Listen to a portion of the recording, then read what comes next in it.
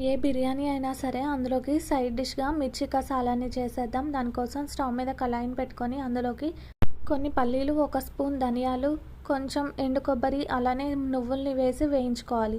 ఇలా వేయించుకున్న తర్వాత వీటిని మెత్తటి పేస్ట్లా గ్రైండ్ చేసి గిన్నెలోకి తీసుకొని పెట్టుకోవాలి. ఇప్పుడు ఈ స్టవ్ మీద ప్యాన్ పెట్టి అందులో ఆయిల్ వేసుకోవాలి. తర్వాత తాలింపు గింజలు, జీలకర్ర, ఎండుమిరపకాయలు, ఒక స్పూన్ అల్లం వెల్లుల్లి పేస్ట్ వేసి పచ్చిపోయే వరకు ఫ్రై చేసుకోవాలి. తర్వాత పసుపు, కారం, ఉప్పు వేసుకొని ఇదంతా వేగిన తర్వాత ధనియాల పొడి ఒక స్పూన్, గరం మసాలా ఒక స్పూన్ వరకు వేయించుకోవాలి. ఇలా వేగిన తర్వాత ఇందులోకి బజ్జీ మిరపకాయలకి ఘాట్లు పెట్టి వేసుకొని ఒక 2 మినిట్స్ వరకు ఫ్రై చేసుకున్న తర్వాత చింతపండు రసాన్ని వేసి మూతను పెట్టి ఆయిల్ పైకి తేలే వరకు ఉడికించుకోవాలి. ఇలా ఆయిల్ తేలిన తర్వాత మనం గ్రైండ్ చేసి పెట్టుకున్న పేస్ట్ని వేసి సరిపోని వాటర్ని వేసి మొత్తాన్ని కలిపి మూతను పెట్టి ఆయిల్ పైకి తేలి దగ్గర పడి చిక్కపడే వరకు ఉడికించుకొని సర్వ్ చేసుకుంటే ఏ బిర్యానీలోకైనా సరే చాలా టేస్టీగా ఉంటుంది.